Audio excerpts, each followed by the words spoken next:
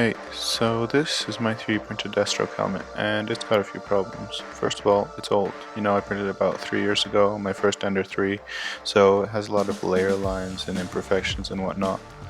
But I just got a new PONS, and I'm thinking, why not remake it? So that's what we're going to be doing today. I'm going to be taking you guys through all the steps from, slicing to printing to sanding and post-processing and everything else. So yeah, if you're new to the channel, welcome, and let's get into it.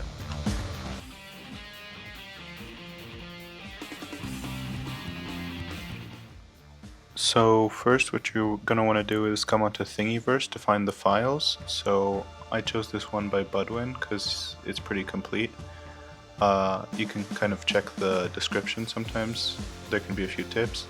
So he's got a few different models here. I'm going to choose the one with one eye, and I'm not going to print the back, so let's just import that into Bamboo Studio and take a look at it. So first we can see that the top here is grayed out. That means that it doesn't fit on the plate. So to fix that, I'm going to spin it. So I use the spin tool at the top. I spin it until it fits on the plate. So as you can see, like this it fits, but I prefer to turn it upside down because it saves some material and time. But on the other hand, it will make some layering problems at the bottom of the helmet.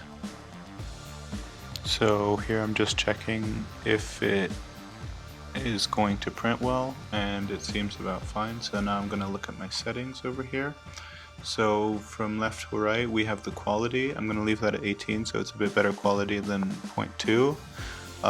This is about the strength, so I will put the infill at 10%, no 15 actually, because that seems better, and I like it on gyroid. Then I'll turn the support on, obviously, so the model doesn't collapse, and slice it. So here we have the sliced model. As you can see, we have all the built up layers and the different areas where support will be. So I like to kind of turn it around and check if there's any obvious failure points. Another way you can do this is by going through the layers as they build up, so you can use this slider on the right hand side to kind of do that. So you can see if we take it down, we can see all the layers build up one by one. So I tend to go through this and see if there's any obvious failure points, and if not, there usually isn't, but if there is, I'll stop it. If there isn't, I will hit print. So the slicing seems pretty good. I like to take a little glance over on the right to see how much filament it will take and how long it will take. I managed to get it down to 10 hours with a bit of tinkering.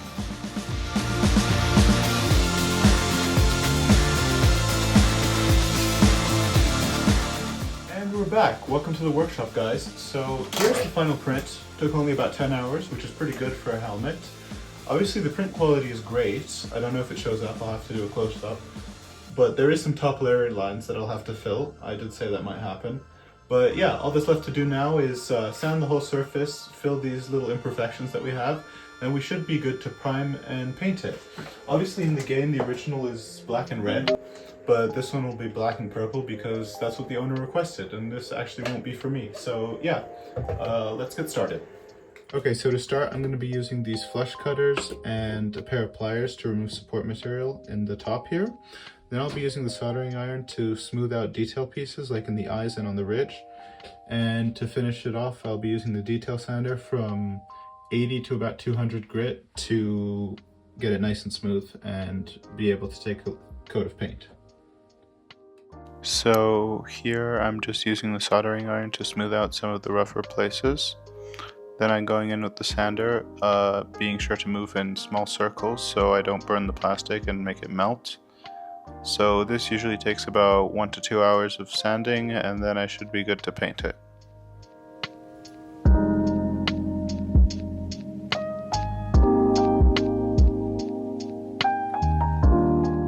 Hours later.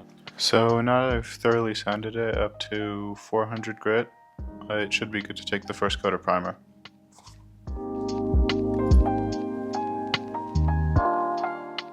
So for the primer, I'm going to be using this Universal Base Coat Primer. It's a French brand, so I don't think you can find it in the rest of the world. So here I'm applying the primer in pretty thick coats. It can help to kind of fill some of the layer lines that I may have missed, because that's kind of what it's meant for. And then after will come the paint. Be sure to use a respirator when painting so you don't inhale the paint fumes, or at least paint outside.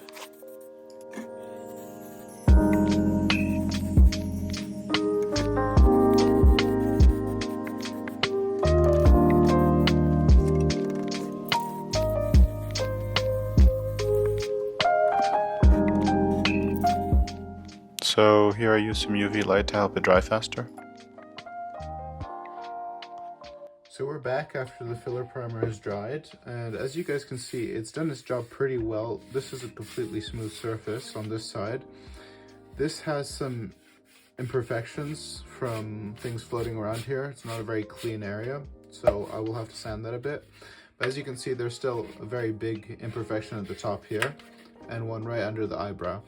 So to remedy this, I have thicker types of fillers. So these are masonry fillers. I just use them because they're easy to sand, but you could use resin or plastic fillers. So here I'm putting on a pretty thick coat of filler so it fills the big imperfection, and then I'll sand it down later.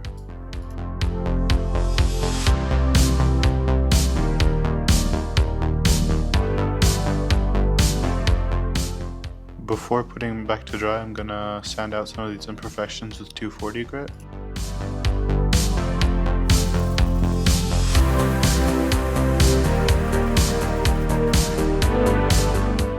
And back in the drying station for tonight. We'll check on it tomorrow. Okay, so we're back the next day, so now I'm gonna sand down this top part, and then we should be good to go over it one more time and then paint it. So sanding this took ages. I had to go outside so it wouldn't get so dusty. Eternity later. So here we are, we're back after quite a few hours of sanding, gotten this down. So the details are back and I just went over it again. I also did some wet sanding. So now for the second coat of primer and then paint. So I lost the footage for the second coat of primer, but here I am painting the first side black.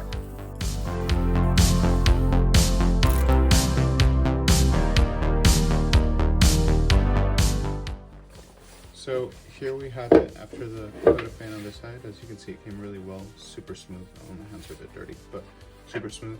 And now we'll be painting this side in this marine color. By the way, in terms of paint, I use these paints, these Deluxe paints, spray paint, Deluxe Valentine. So the black comes out really well. It's a really nice matte black, but it's super, super thick, so it's kind of hard to apply. And then this is a marine color, not purple, couldn't find any, but I'm not quite sure how this will come. So I'm gonna paint the other side now and we'll see.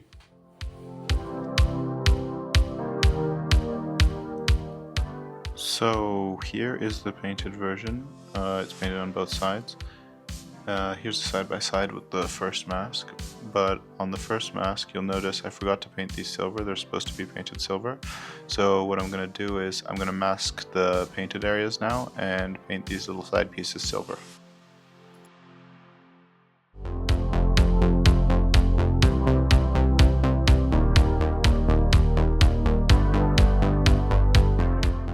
Okay, so now we're going to be making the lens. I have a little lens in mind. Some of the versions of this helmet don't have a lens, but I like how it looks.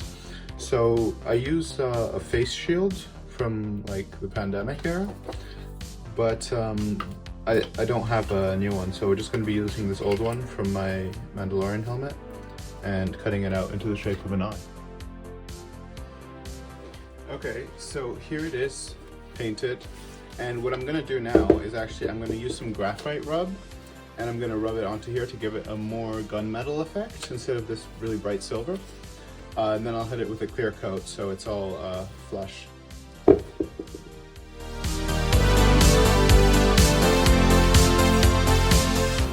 Okay, so here we are after the graphite rub. It's got a really nice metallic look. See, the color changes a bit depending on what side it is. I don't think that's a huge deal. So now I'm going to be hitting it with just the top coat. This is a universal top coat. I debated using a matte one, but I think clear will look better. So clear top coat, and then we'll be done.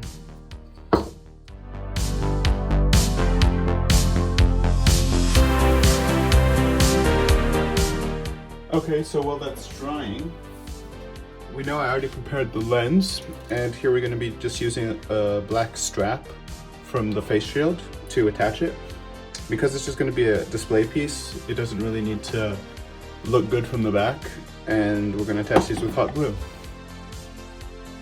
So it looks like I lost the footage for me removing the masking, but as you can see there's a few places where the graphite is showing through. So I'm gonna now go through with a bit of wet paint and retouch them.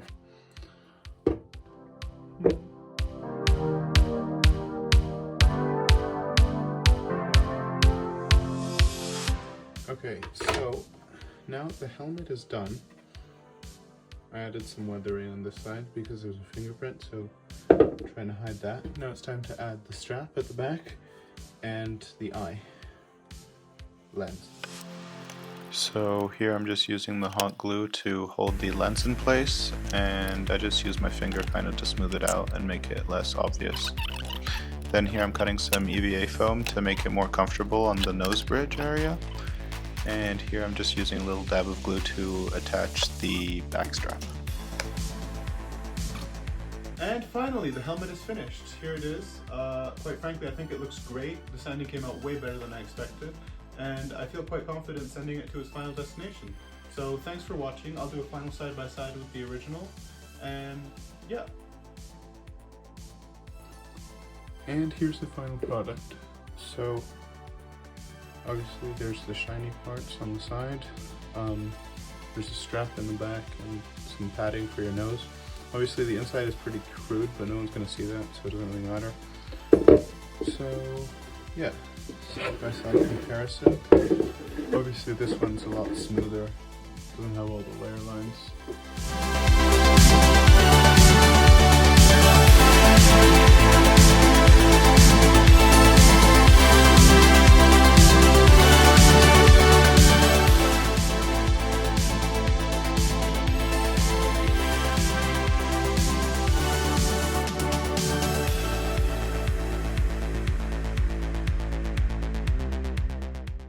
So yeah, that's it for today. Thanks for watching, guys. Hope you enjoyed. Subscribe for similar videos and let me know what you might want to see next. This is my first video, so let me know what I can improve, and see you next time. Peace.